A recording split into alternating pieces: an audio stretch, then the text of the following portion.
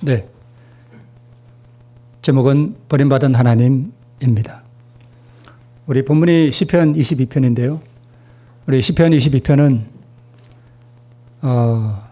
다윗이 쓴 시이지만 대속의 형벌을 받으셔서 하나님께로부터 버림받는 하나님에 대한 기록입니다. 하나님께 버림받는 하나님의 모습이 시편 22편에 기록되어 있습니다. 어떤 인간도 경험하지 못했던 가장 무섭고 두려운 고통이 무엇인가 하면 하나님께 버림받는 고통입니다. 이것만큼 무섭고 두려운 것이 없습니다.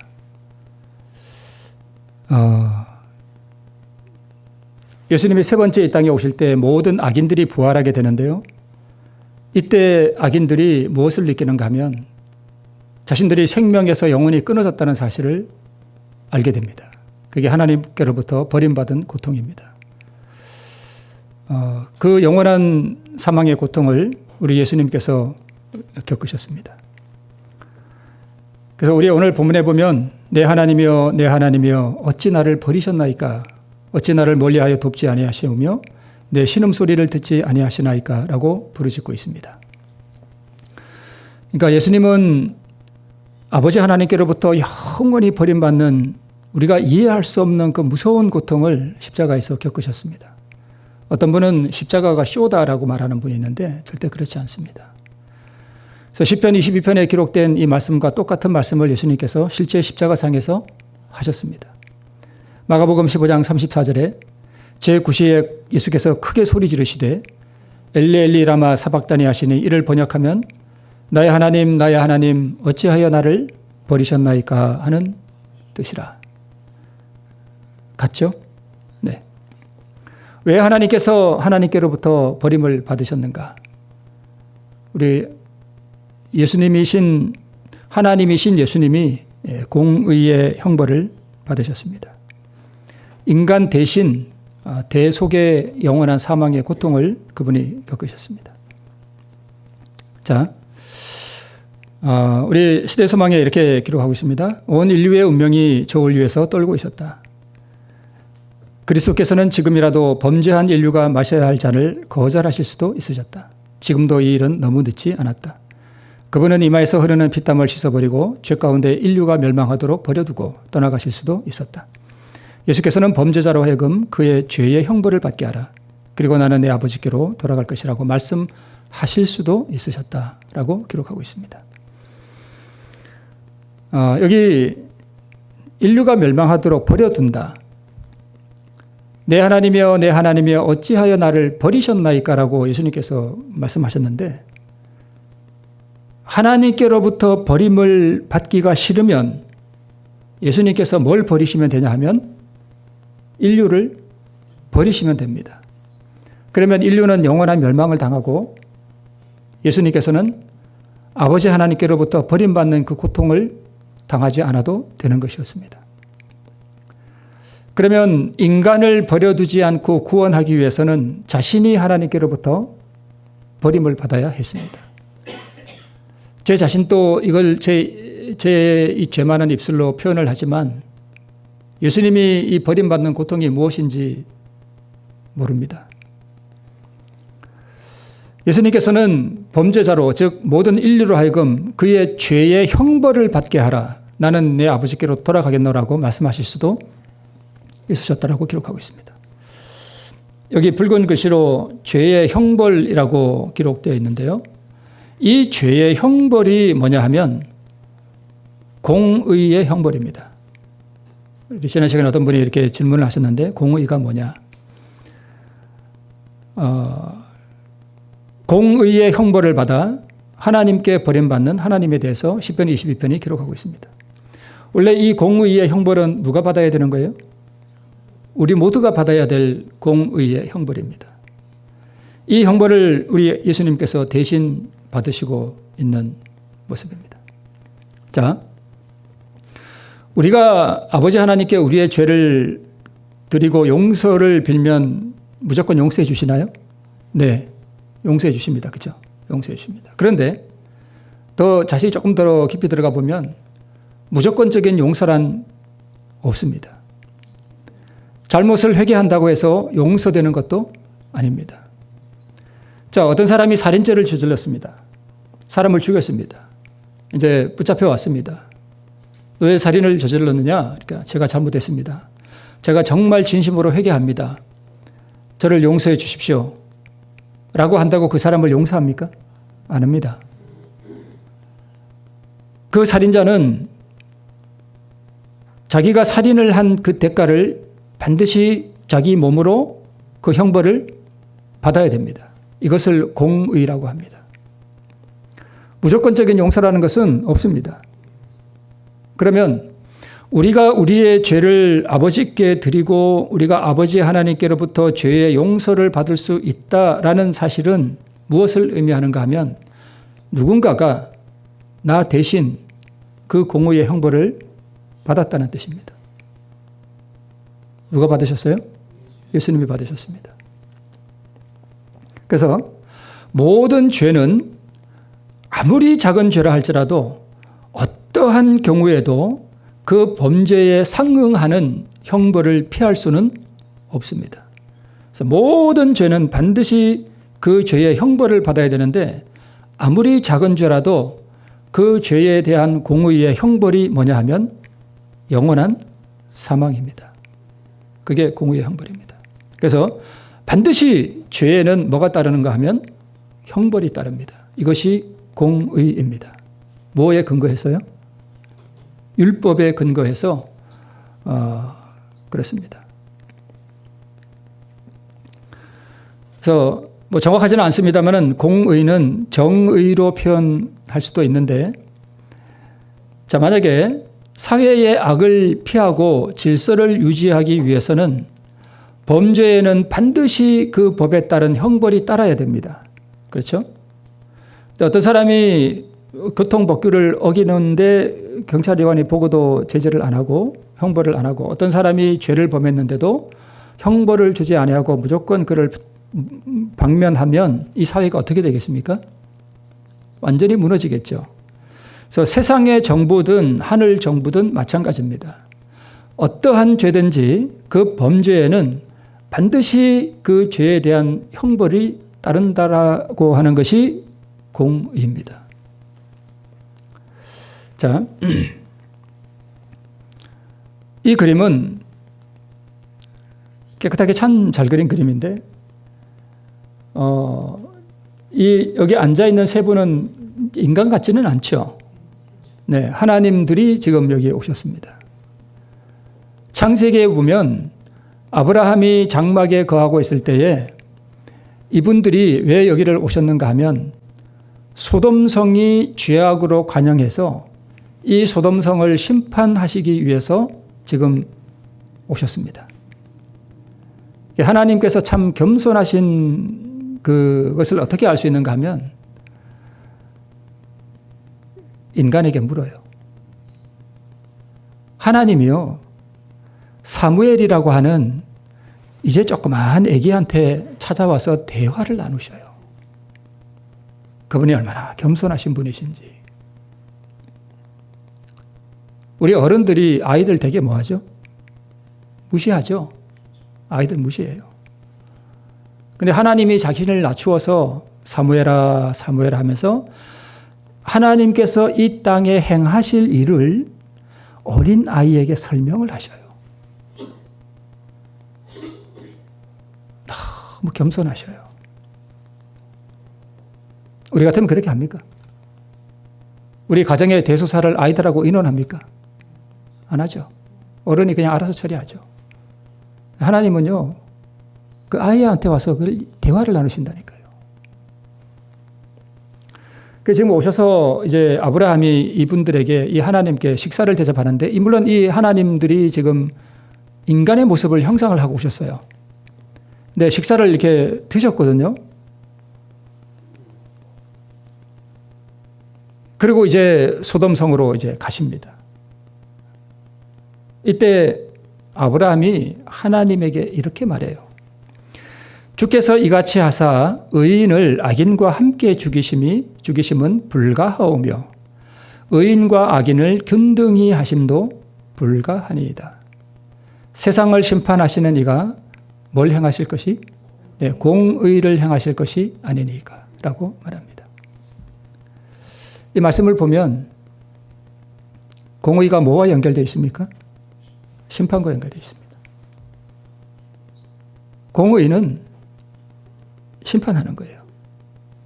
율법에 근거해서 아무리 작은 범죄라도 그 범죄에 대한 형벌을 과하는 것이 공의입니다. 공의가 무너지면, 우리나라 대한민국의 공의가 무너지면 어떻게 될까요? 뭐 한간에 어떤 사람은 누구는 50억 받아도 무죄고 누구는 뭐 버스비 커피 한 잔 마셔도 유죄가 되더라, 뭐 이런 얘기 하는 분도 있는데, 뭐 진위 여부나 무엇이 옳고 그런 것을 논하고자 하는 것이 아니라, 만약에 실제 그렇다면 뭐가 무너진 거예요? 공의가 무너진 거예요. 그게 공의예요. 자, 좀 더 보면 욥기 8장 3절에 보면 하나님이 어찌 심판을 굽게 하시겠으며 전능하신 이가 어찌 공의를 굽게 하시겠는가. 지금 계속해서 심판과 공의가 함께 나오고 있습니다. 그는 권능이 지극히 크사 심판이나 무한한 공의를 굽히지 아니하셨다라고 기록하고 있고, 시편에도 보면 하늘이 그 공의를 선포하리니 하나님 그는 뭐가 되셔요? 심판장이 되시는데, 하나님께서 세상을 심판하실 때 뭘로 심판하시는가 하면 공의로 심판하신다는 것입니다. 공정하게 법대로 한다는 것입니다. 인자들아 너희가 당연히 공의를 말하겠거늘 어찌 잠잠하느냐. 너희가 정직히 판단하느냐. 판단이 곧 뭐예요? 심판이죠. 야곱 족속의 두령과 이스라엘 족속의 치리자 곧 공의를 미워하고 정직한 것을 굽게 하는 자들아라고 기록하고 있습니다. 그래서 공의란 정직하게 하는 거예요. 그죠? 법대로. 이게 공의입니다. 그러므로 공의란 하나님의 율법에 근거하여 공평하고 정직하게 판단하고 심판하는 것입니다. 그러면 하나님께서 우리에게 공의만 베푸시면 우리가 다 어떻게 될까요? 죽어야 됩니다. 하나님께로부터 영원히 버림받는.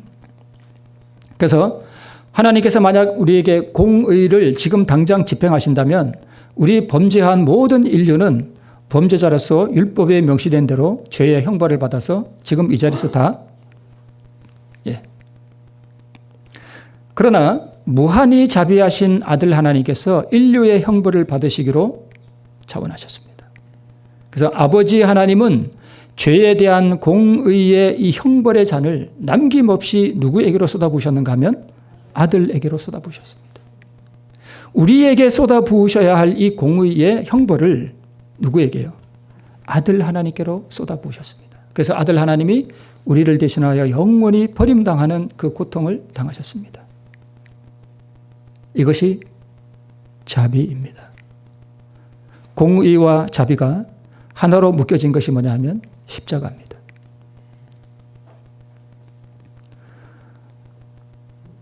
아브라함이 그 아들 이삭을 제물로 드릴 때에 이 아들이 20살이었는데 120살이나 된 이 연로한 노인을 도와서 스스로 자기 손을 묵도록 도와줬습니다. 자원하여 공의의 심판을 받으시는 예수님의 모습을 보여줍니다. 이것은 영화의 한 장면 같은데요. 아버지 아브라함이 칼을 들고 마지막 자기 아들에게로 이 칼을 찍어서 죽이려고 하는 이 순간 이 아버지의 가슴이 어떨까요? 공의의 형벌을 내리시는 하나님, 내가 대속물을 찾았노라 너는 살라. 공의의 형벌을 내리시는 하나님과 그것을 받으시는 하나님, 그리고 그 죄인에게 생명을 내어주시는 하나님, 공의와 자비가 십자가에서 만났습니다. 십자가는 공의의 형벌을 받는 십자가로 우리가 볼 수도 있고, 이 공의의 형벌을 받으시면서 내놓은 생명을 우리에게 주시는, 그래서 우리에게는 이 십자가가 생명의 십자가가 되는 두 가지로 우리가 이해할 수 있습니다. 우리 예수님께는 이 십자가가 형벌의 십자가였고 우리에게는요 생명의 십자가입니다. 그래서 이 십자가에서, 그러니까 여러분, 우리가 하나님께 우리의 죄를 용서받는다라고 하는 것은 앞에서 말씀드렸듯이 누군가가 이 대속의 형벌을 받지 않으시고 무조건적인 용서라는 것은 있을 수가 없습니다. 반드시 모든 죄는 공의의 형벌을 받아야 됩니다. 그래서 이 공의의 형벌을 누가 받으셨는가 하면 아들 하나님께서 우리 대신 받으셨습니다. 받으시면서 그분이 내놓으신 이 생명을 우리에게 내어놓으셨습니다. 그것이 우리에게 영원한 하나님의 자비로 나타났습니다. 자, 유월절 양을 죽이는 것만으로는 충분하지 못했다. 그 피를 문선주에 발라야 했고 보혈의 공로가 각 영혼에게 적용되어야 하고, 그리고 그 유월절 우리 그 출애굽할 때 양을 잡아서 양을 죽이는 것으로만 끝나는 것이 아니라 그 양을 죽이고 그 다음에 그 피를 받아서 문설주에 발라야 했고, 그 다음에 그 양의 고기를 불에 구워서 먹어야 했습니다. 그래서 여러분, 그리스도께서 우리 죄를 용서하신다는 것을 믿는 것만으로는 충분하지 않다라고 기록하고 있습니다. 여기 문설주에 이렇게 피를 바르고, 그리고 이 그림에서 나오는 것처럼 지팡이를 짚고 허리에 띠를 띠고 양을 불에 구워서 선체로 급히 이 양의 고기를 먹어야 했습니다. 그래서 내 살을 먹고 내 피를 마시는 자는 영생을 가졌고 마지막 날에 내가 그를 다시 살리리니 내 살을 먹고 내 피를 마시는 자는 내 안에 가고 나도 그의 안에 거한다라고 기록하고 있습니다. 그래서 예수께서는 아버지의 율법을 받아들이시고 당신의 생애의 그 원칙을 실천하셨으며, 그러면 여러분, 고기를 먹는다는 게 뭐냐? 우리가 그 고기를 먹는 게 바로 생명의 십자가거든요. 그 원칙을 실천하셨으며 그 율법의 정신을 나타내시고 그 마음속에 있는 자비로운 능력을 보이셨다라고 기록하고 있습니다. 그리스도를 따르는 자들은 그분의 경험에 동참하는 자가 되어야 되는데, 그러면 그 고기를 먹는다, 예수님의 피를 마신다, 예수님의 살을 먹는다 하는 것이 무엇이냐 하면 바로 예수님이 우리에게 주신 그 말씀을 우리 삶 속에서 적용하고 실천하는 것을 말합니다. 그게 먹는 거예요. 이 정신에 동참하기를 거절하고 자신을 굴복시키기를 원치 않는 삶이 누적되어서 그것이 습관이 된 것을 일컬어 악이라고 합니다. 오늘 교과가 악의 문제였죠. 이 악의 문제가 뭐냐 하는 것을 제가 교과 시간에 잠깐 언급했습니다만 다시 한번 좀 살펴볼게요. 죄라는 것이 있고 악이라는 것이 있어요. 그럼 죄는 뭐고 악은 뭐냐? 자, 먼저 죄는 두 가지로 볼 수 있는데, 첫 번째는 마귀에게서 받은 그의 본성 자체는 우리 모든 인류가 다 받았죠. 아담이 선악과를 먹을 때 우리가 다 받았어요. 아담 안에서. 그죠? 그래서 어린 아기도 보면은 그 본성이 나타나죠. 그죠? 뭐 애기에게 먹을 거 주고 아버지가 뺏으려고 그러면 내 거야 그러면서 안 주죠. 그게 다 마귀 본성이에요. 그 본성 자체가 있단 말이에요. 자, 그런데 우리 안에 이 마귀의 본성을 가지고 밖에서 오는 유혹이 우리 안에서 공명을 일으키고 여기에 인간의 자유의지로 이 죄를 짓기로 선택함으로 죄를 범하는 그 행위의 죄가 있어요. 죄를 짓는다 그러죠. 그죠? 그래서 어떤 사람이 나를 화나게 하면 뭐 하고 싶은 충동이 오는가 하면 같이 한 대 치고 싶은 충동이 일어난단 말이에요. 그럼 밖에서 오는 유혹, 그 다음에 내 안에서 치고 싶은 이것이 공명을 일으켜서 확 올라올 때에 이걸 행할 거냐 말 거냐는 누가 결정해요? 내가 선택하는 거죠. 그래서 죄는 두 가지예요. 내 안에 태어날 때부터 가지고 있는 본성적인 마귀의 마음. 그래서 우리는 모든 인류는 아담 안에서 6,000년 전에 다 거듭났어요. 그죠? 그죠? 하나님의 자녀에서 마귀 자녀로 다 거듭났어요. 그러면 하늘에 가기 위해서는 마귀 자녀에서 다시 하나님의 자녀로 한 번 더 거듭나야 돼요. 자, 그러면 악은 뭐냐? 죄가 이렇다면 그럼 악이 뭐냐? 악의 문제인데 그럼 악이라는 게 도대체 뭐냐? 악이란 것은, 자, 어떤 사람이 이런 식으로 내 속에서 있는 죄와 밖에서 오는 유혹이 공명을 일으켜서 내가 그걸 선택해서 예를 들어서 남을 맨날 때려주고 그런 죄를 맨날 지으면 이게 뭐가 될까요? 품성이 되겠죠. 습관이 되고, 그죠? 그래서 이 죄를 자꾸 행하고 또 행함으로 말미암아서 그것이 습관화가 되고 이 악으로 기울어지는 죄로 기울어지는 성품으로 고정되어서 어떤 조건만 조금이라도 되면 스스럼없이 죄를 짓게 되는 그것을 악이라고 합니다. 자, 그래서 악은 개발된 마귀 품성이에요. 열매로 맺어진 거예요. 개발된 마귀의 품성. 자꾸 마귀의 본성을 쓰면 이 본성이 점점 강해지겠죠. 어제 이렇게 근육 헬스 하는 거 나왔잖아요. 그러니까 마귀의 본성을 자꾸 쓰면 쓸수록 이것이 점점 강해져서 이제는 이게 아주 강해져요. 그것을 우리가 악이라고 합니다. 자, 우리 교과에서 잠깐 제가 말씀드렸습니다만 여기 이 소녀가 너무 예쁘죠. 사랑스럽고 귀엽고 어떻게 이렇게 이쁠 수가 있을까, 그죠? 이런 그림을 이렇게 사진을 보면 도대체 이게 인간이 구원을 받아서 하늘나라에 가면 인간이 얼마나 아름다울까 싶어요. 하늘의 천사들이 볼 때는요, 이 모습이 아름다울까요? 인간이? 절대 아름답지 않아요. 천사들의 존재하는 그 하늘에는 완전한 아름다움이 존재하기 때문에 우리가 보기에는 아름다운 이 모습도 사실은 다 마귀 본성으로 일그러진 모습이에요. 그러니까 그 하늘의 영광이 얼마나 광휘찬란할까. 인간이 하늘에 갔을 때 얼마나 영광스러울까를 우리가 조금 미루어 볼 수 있어요. 자, 그러면 여러분, 이 아기는 태어날 때 뭘 가지고 태어나는가 하면 마귀의 본성을 가지고 태어나요. 그래서 우리 이 아기를 뭐라고 불러요? 아기도 죄인이에요. 예수님의 그 보혈의 공로, 버림받으신 하나님께서 자신이 버림받으면서 내놓으신 그 영원한 생명을 필요로 하는 죄인이에요. 그죠? 이 세상에 이걸 필요로 하지 않는 죄인은 없죠. 그래서 이 아기는 죄인은 맞습니다. 근데 이 아이를 우리가 뭐라고 하지는 않아요?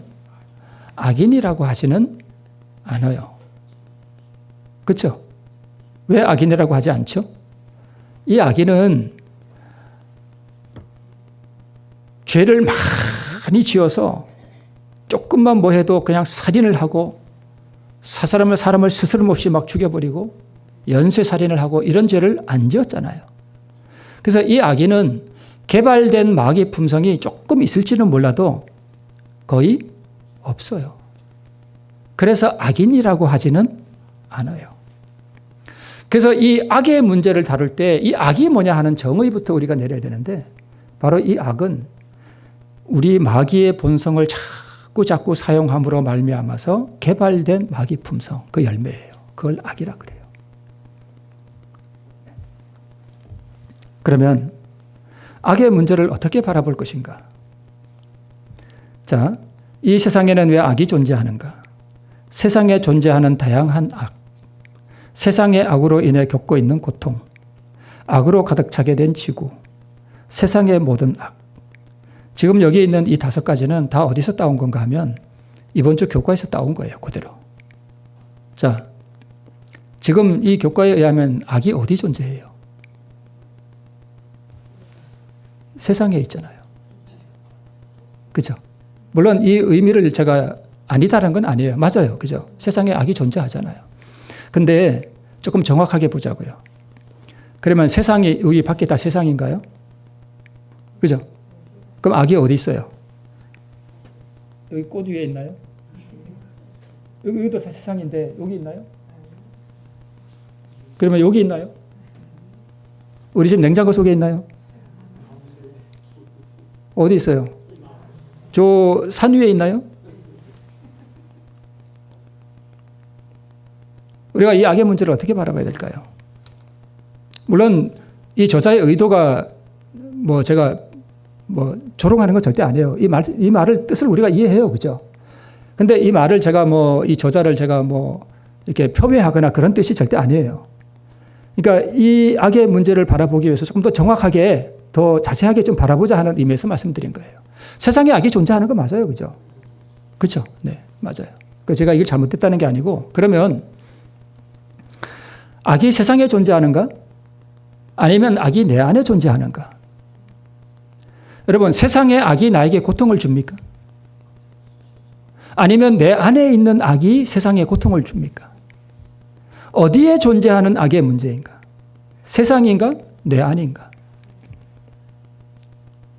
물론 우리가 내 밖에 세상으로 표현되는 사람으로부터 우리가 고통을 당하기도 해요. 근데 로마서 7장 20절로 21절에 이렇게 표현하고 있습니다. 사도 바울이.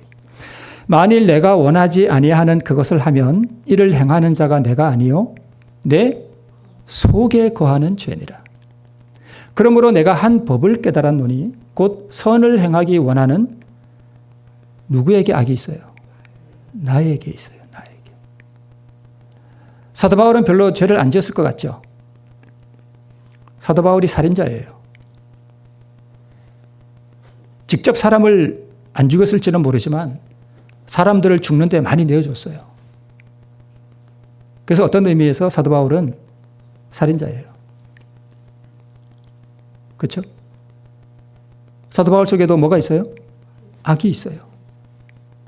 그런데 사도 바울은 하나님을 위하는 열심으로 그랬어요. 그죠? 진짜 살인죄를 지은 사람과 조금 다르긴 하지만. 그래서 만약에 우리가 저자의 저 의도를 우리가 다 파악하고 저자가 잘못된 건 아니지만 만약에 저런 식으로만 우리가 이해한다면 여러분 유체 이탈이 뭔지 아시죠? 내 몸은 여기 있는데 내 정신은 밖에 돌아다니는 거예요. 그런 경험하는 분들이 있어요. 간혹. 그 다음에 만약에 내가 세상에 존재하는 악 때문에 내가 고통을 당하고 내가 피해를 본다라고만 생각하면 피해자 코스프레를 하는 거예요. 피해자 행세를 하는 거예요. 내가. 이렇게 해가지고는 회개가 안 일어난다고요. 이렇게 해가지고는 우리 악의 문제, 죄의 문제를 해결할 수가 없다고요. 왜요? 세상은 악이 어디에 존재하니까? 세상에 존재하고 내 안에는 죄가 마치 없는 것처럼. 네. 그래서 주여 언제까지니까라고 하는 이 고뇌의 부르짖음이, 그런데 여러분 가만히 한번 생각해 보세요. 나는 과연 세상에 만연한 악 때문에 고통스러운가? 세상에 살인사건이 막 일어나죠. 어떤 교사가 아이를 죽이고 누가 이렇게 해서 막 건물이 무너지고 화재가 나서 사람들이 막 죽고 그런 일이 일어나도 우리가 그것 때문에 고통스러운가요? 솔직히 고통스러운가요? 아니요. 절대 고통스럽지 않습니다. 우리가 그런 거 보고 하나님이여 언제까지 이 악을 허락하시나이까 이렇게 기도해 보셨나요?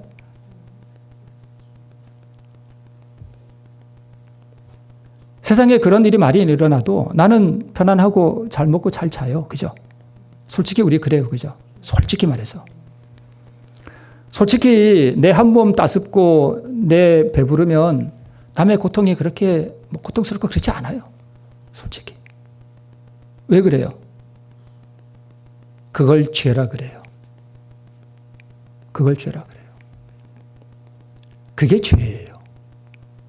세상에 살인사건이 일어나도 나는 아무 상관이 없고 누가 저기서 굶어서 아프리카 아이가 막 눈물로 코딱지 막 파리떼가 막 이렇게 끼어도 뭐 그러면 그러든가. 그게 죄예요. 그게 죄라고요. 사실 세상에 일어나는 고통들과 아픔들과 살인사건들과 이런 것들을 보면서도 전혀 거기에 공감이 안 되고 그저 내 오늘 어디 맛집이 어디 없는가. 뭐 저도 맛집 어디 검색해요. 근데 그게 잘못됐다는 게 아니고 우리가 그러잖아요. 그죠? 그게 죄예요. 근데 우리는 그게 죄인지 모르잖아요. 그죠?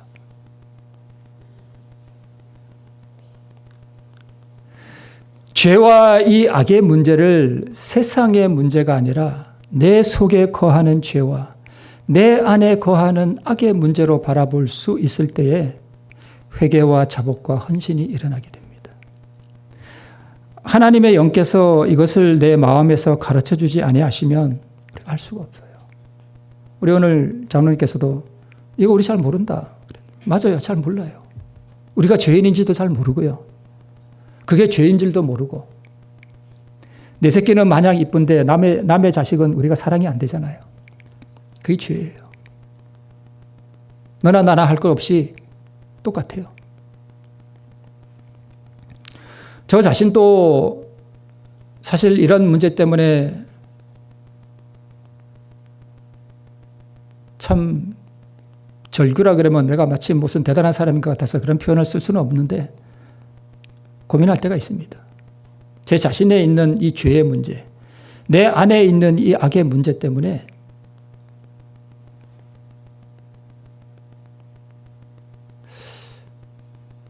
참 그래서 어떨 때는 왜 하나님 접니까? 왜 하나님 접니까? 라고 제가 참 이렇게 할 때가 있어요.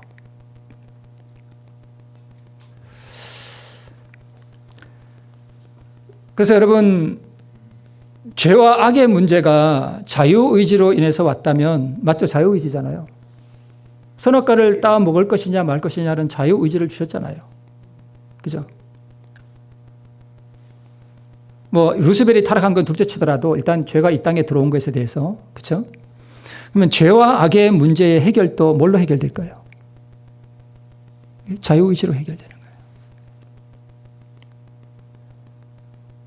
인간의 자유의지가 구세주라는 뜻은 아니에요. 죄인의 자유의지는 죄와 악으로 인해서 다 오염되어 버렸어요. 자, 여러분, 어떤 사람이 술을 자꾸 이렇게 마셔가지고 나중에 중독됐잖아요. 중독된 상태, 그걸 악이라 그래요. 술의 악이에요, 그게. 중독됐어요. 그러면 이 중독된 사람이 자유의지를 가지고 이 중독된 상태를 이길 수 있을까요? 못 이긴다고요. 그래서 사실은 자유의지도요, 우리의 죄를 이기는데 해결될 수 있는 근거가 될 수는 없어요. 인간의 자유의지, 죄인의 자유의지라고 하는 것은 썩은 새끼줄보다 더 연약해요. 여러분, 새끼를 이렇게 달달 꼬아난 거를 이렇게 불에 혹 태우면 뭐가 남아요? 재가 남죠. 그럼 뭐 형상이 보여요? 새끼줄 형상이 보여요. 그거 뭐였어요? 우리 죄인의 자유의지가 그렇게 연약하다고요. 죄 앞에서. 죄의 그 파워와 권세 앞에서. 그런데 우리가 뭘 할 수 있는가 하면 의지력을 하나님 편에 둘 수 있어요. 이 의지력을 하나님 편에 둔다는 게 뭐냐 하면 죄와 악과 미움이 일어나는 것을 우리 스스로 해결할 수 없잖아요. 내 의지대로 내가 내 마음을 하나님께 바치는 것도 사실은 어렵고 불가능해요. 할 수 없으나 우리가 뭘 할 수 있는가 하면 이렇게 할 수 있어요. 하나님, 저는 이웃을 사랑할 수가 없습니다. 하나님, 저는 세상에 살인사건이 일어나도 저는 아무렇지도 않습니다. 세상에 어떤 사람이 굶어 죽어도 저는 아무렇지도 않습니다.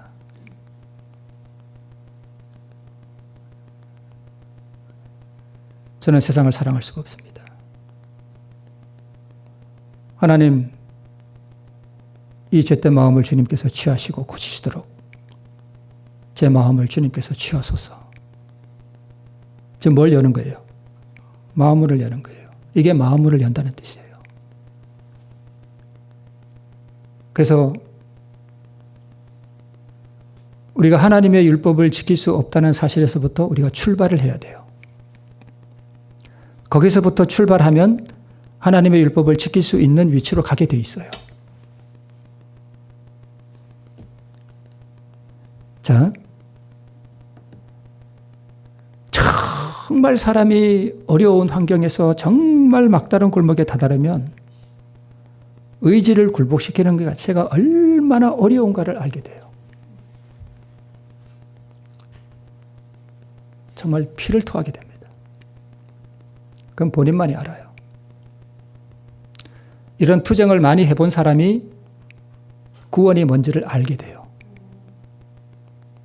자기 속에 있는 이 죄와 더러운 그 가증한 악이 드러날 대로 드러나야 돼요. 그래서 때로는 베드로처럼 여지없이 하나님 앞에서 그 밑바닥 더러운 게 다 드러나도록 자빠져야 돼요. 그래야 자기가 더럽다는 걸 알게 돼요. 그럴 때 처절한 이 고뇌가 일어나요. 내가 이것밖에 안 되는구나. 오늘 장로님께서 그런 비슷한 말씀하셨는데, 이게 내 모습이구나. 내가 이렇게 더럽구나. 고뇌가 일어나고 내가 어찌할꼬. 내가 어찌할꼬. 이 고뇌가 막 일어나고 투쟁하고 막 이런 사람들이 구원이 뭔지 알지요. 그래서 그런 투쟁이 일어날 때 내가 내 마음을 하나님께 드린다는 게 얼마나 고통스럽고 어려운지, 그게 잘 안 되는지를 뼈저리게 느낀 사람들은 하나님 제 마음을 주님께 드리오니 받으시고 어쩌고 이런 거 못해요. 하나님, 그 고통 중에 제 마음을 치워소서. 그래서 제 마음을 취하시도록 허락해 드립니다. 나는 할 수 없사오니 주님께서 취하소서. 그러니까 욥처럼 그 죄에 앉아서 죄에 앉아서 그래서 사실 여러분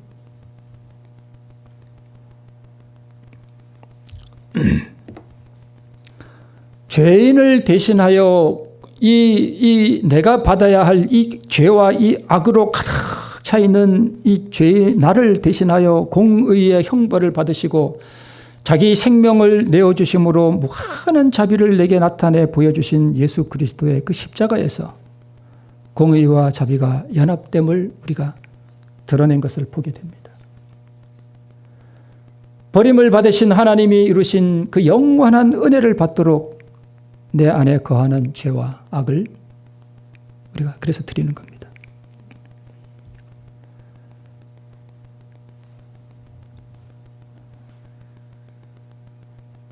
그래서 여러분,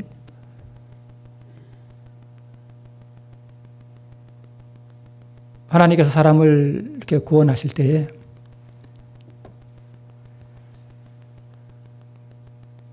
사람을 이렇게 정말 어두운 데다 밀어넣으셔요. 어두움에. 하나님께서요 성령을 보내셔서 우리로 막 황홀하게 하시고 감정이 업되게 하시고 하나님께 그렇게 안 하셔요. 잘. 그렇게 되면 어떤 현상이 일어나는가 하면 자기가 마치 대단한 사람인 줄 착각하게 되고 오히려 교만해져요.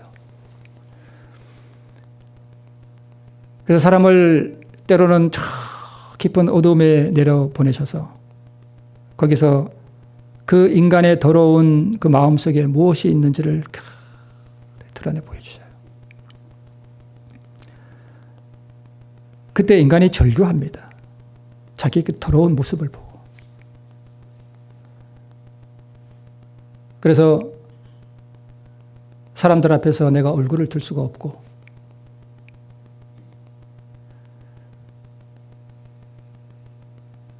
가늠한 여인이 그랬거든요. 그러니까 자기 모습이 거기서 적나라하게 드러난 거예요. 그래서 이 여자는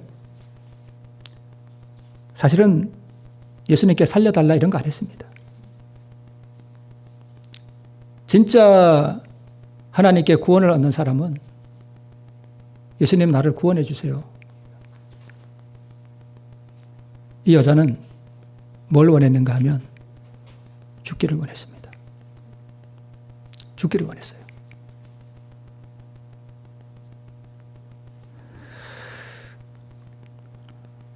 이 죄와 악을 버리기로 동의하지 않을 때에 공의의 이 심판이 가장 작은 죄라도 찾아내어서 소멸하시는 거예요. 우리 교과에 왜 하나님이 존재하시는데 악이 아직도 세상에 존재하느냐? 그게 은혜예요. 그것 자체가 은혜라고요. 지금 당장 하나님께서 이 세상의 죄와 악을 싹 쓸어버리시면 어떻게 될까요? 다 죽어요. 그게 무한한 은혜입니다. 공의의 형벌은 자신이 받으시고 공의의 형벌을 집행하는 날이 오기 전에 무한한 자비를 내어 미신 하나님의 은총이 지나가기 전에 은혜의 팔에 의지하여 오늘 내 심령 속에 있는 이 모든 더러운 죄악들, 내 속에 거하는 악, 내 속에 거하는 이 죄에 오늘 어떤 장로님께서 하나님의 사랑을 깨닫게 달라고 기도하셨는데 참 우리가 그런 기도를 할 필요가 있습니다. 마찬가지로 하나님 내 속에 거하는 이 죄가 얼마나 큰지 내 속에 거하는 이 악이 얼마나 무서운지를 하나님 보여주세요. 우리가 그런 기도도 할 필요가 있습니다. 그래서 이 악이 막 드러날 때에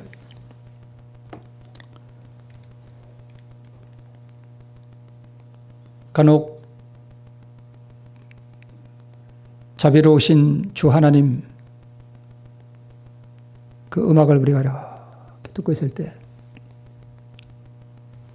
코끝이 찌개지잖아요. 그죠? 나 같은 죄인에게 공의의 형벌을 내리지 아니하시고 아들에게로 이 공의의 형벌을 내리사 아들을 버리시고 아들 하나님은 영원한 아버지 하나님께로부터 버림받는 그 고통을 당하시고 나에게는 은혜의 팔을 내미신 그 하나님의 은혜가 나같이 더러운 인생에게 이 악이 가득한 인생에게 내릴 때에 우리가 그 영원의 자비를 베푸신 그 하나님의 성품을 우리가 깨달아 할 때에 시시때때로 우리의 콧날이 징해지는 것을 느낍니다. 그럼에도 불구하고 그 이후에는 또다시 내 안에서 올라오는 죗된 본성 때문에 또 투쟁을 해야 하는 우리의 모습 때문에 또 괴로울 수도 있습니다. 그래서 사도 바울은 날마다 충돌하여 있습니다. 경험하신 분은 아시겠지만 이 자기를 굴복시키는 이 강도가요 점점 세져요. 처음에는요 조금 화나면 하나님 이거 하시고 어쩌고 하면 풀려요. 그거는 아주 애기 걸음마 수준이에요. 내 안에 있는 죄된 이 본성이 드러나면 드러날수록 이게 더 강도가 세지고 더 고통스러운 투쟁이 경험되어집니다. 경험해 보신 분들은 알아요.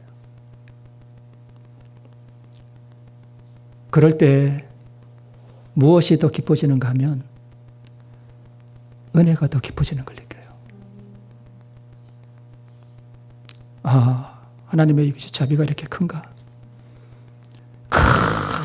죄악 가운데 미끄러지고 난 다음에 보니까 여전히 은혜를 베푸시는 하나님 앞에 꼬꾸라집니다. 그래서 우리가 의인인 척할 필요 없어요.